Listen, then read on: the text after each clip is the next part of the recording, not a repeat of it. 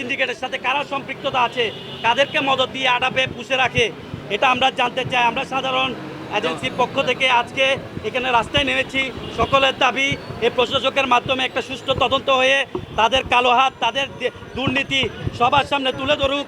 গত 50 বছরের ইতিহাস, আটাবের ইতিহাস ক্ষুণ্ণ করেছে। আজকে প্রশাসক নিয়োগ দেওয়া প্রয়োজন পড়ছে কেন?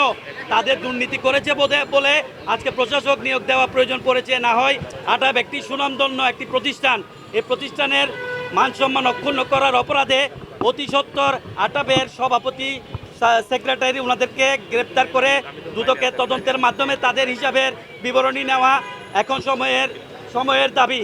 আমরা আপনাদের কাছে আরও কৃতজ্ঞতা প্রকাশ করতে চাই। আজকে আপনাদের মাধ্যমে দেশের জনগণ, সাধারণ মানুষ সবাই জানুক। এই যে গত রমজানে একটা বিষয় আমি তুলে ধরছি, গত রমজানে তারা বলছে তারা টিকিটের দাম কমিয়েছে।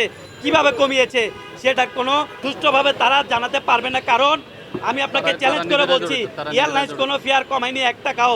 যারা সাধারণ এজেন্সি আছে তারা টিকিট কিনে ভিসা জটিলতার কারণে যাত্রী যেতে পারে নাই, তারা কম দামে বিক্রি করেছে, ক্ষতিগ্রস্ত হয়েছে। গত 2টা বছর ধরে আমরা নানানভাবে ক্ষতিগ্রস্ত হয়ে একজনে 1 কোটি 2 কোটি টাকা ক্ষতিগ্রস্ত হয়ে আজকে রাস্তার ফকির। আমরা নিজের অর্থ, নিজের সম্পদ বিক্রি করে হাজিদের টাকা ফেরত দিতে হয়। এটার একমাত্র দায়ভার আমরা আটাবকে দিতে চাই। আটাব এজেন্সি বান্ধব সংগঠন হওয়ার পরেও এজেন্সিদের পক্ষে কোনো কথা বলে না। তারা চাটুকারিতা করে, তলে তলে তারা টেম্পু চালায়। বুঝতে পারছেন? আপনাদেরকে অনেক ধন্যবাদ আজকে উপস্থিতির কারণে। আপনাদের মাধ্যমে দেশের সাধারণ জনগণ জানুক, সবাই জানুক আর আটাবের কীর্তিকলাপ। ধন্যবাদ সবাই।